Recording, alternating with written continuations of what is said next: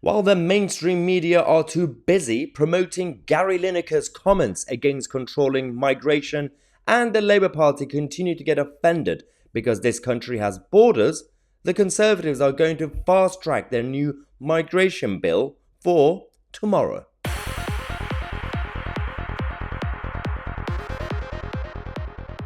Yep, it's all a bit of a distraction right now in the mainstream media. We have the BBC Gary Lineker chaos happening. They are promoting the celebrity gossips about how they represent the whole of the country. The whole of the country wants open borders, free movement, and no flags and all that nonsense. At the same time, Suella Braverman and this new migration bill, which I've been critical of on a technical level because it could easily collapse based on the fact that we're still linked to ECHR and the UN Refugee Convention. But on a political level, if it goes well, this could be a bit of a victory for the government and against Keir Starmer. It could put them in, put people like Starmer into corner again, like the first lockdown and those days when he had no choice but to just complain, yet at the same time support the government measures. So it's a bit of an embarrassing situation for the Labour Party. Now, this the vote for the banning of the illegal migrants and small boats will happen on Monday, which is quite interesting because that's never happened where they do so quickly. Last time they fast-tracked a bill and legislation to do so quickly was lockdown. Yes, and the emergency powers for the government. And since then, there have been so many other legislations where we used to say, how come you can do it so quickly with lockdown measures? But with everything else, it has to take weeks and months and years. But for once, they are actually doing the same thing with this and with the small boats. It is interesting because some people in the left-wing liberal media have been saying, you keep saying small boats, but there are big crowds coming on boats. Then why do you say small boats? Because they are small boats. They just put a lot of people in. We're not saying small amounts of people. We are saying small boats because they're dinghies.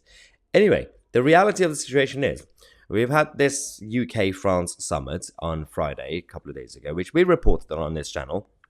The likes of the BBC and Sky News focused on it for about 12 minutes, and then they got distracted because of Gary Lineker and the BBC. That got completely overshadowed.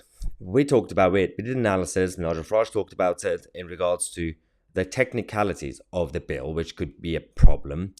But Suella Braverman remains very confident. So, but we have had confident Home Secretaries in the past.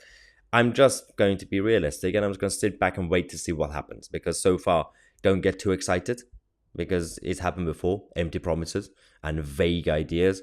But at the same time, maybe they're bluffing. Unlikely, but we'll see how it goes. The problem for Keir Starmer is that he spent a lot of time in the past essentially saying that not only we should rejoin the European Union because of free movement, he said, I will be promoting open borders and free movement. It was in one of his pledges when he became Labour leader. Then he realized, well, he's going to have to lie to the public. He completely abandoned his pledges. He alienated a lot of people on the left who voted for him. He lied to them, he tricked them. And now his flip-flopping has confused him a little bit. So he doesn't really know when he wakes up every morning, wait, today, am I pro-borders or against borders? So he can't really criticize the bill itself. All the Labour Party are doing are attacking rhetoric and narrative, saying what Suella said is a bit mean words, harsh words.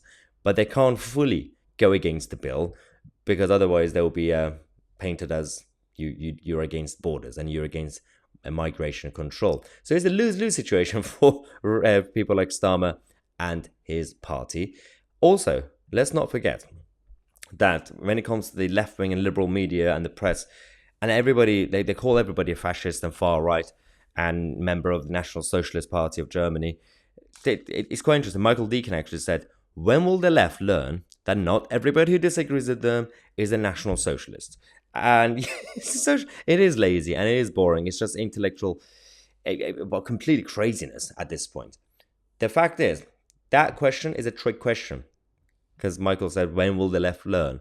It's a trick question because the left doesn't learn anything. You cannot answer that question considering the left never actually want to learn anything. They want to close their mind. They've already shaped their opinion and their views, and they've turned those opinions and views into facts and their truth. So there's no way you could argue against any of them on any of these issues. They're not going to change their mind. Absolutely not. And that's the fact. That's my truth. See? I can play that game too. Well, we're going to have so many news stories for you guys today, every half an hour. In the next video, we're going to take a break. We're going to come back and talk to you guys about the truth about the Wuhan lab theory and the censorship, because the government did indeed censor those the theories, which is now true. Anyway, let me know what you think. I'm Mahyar Tousi, and we are the media.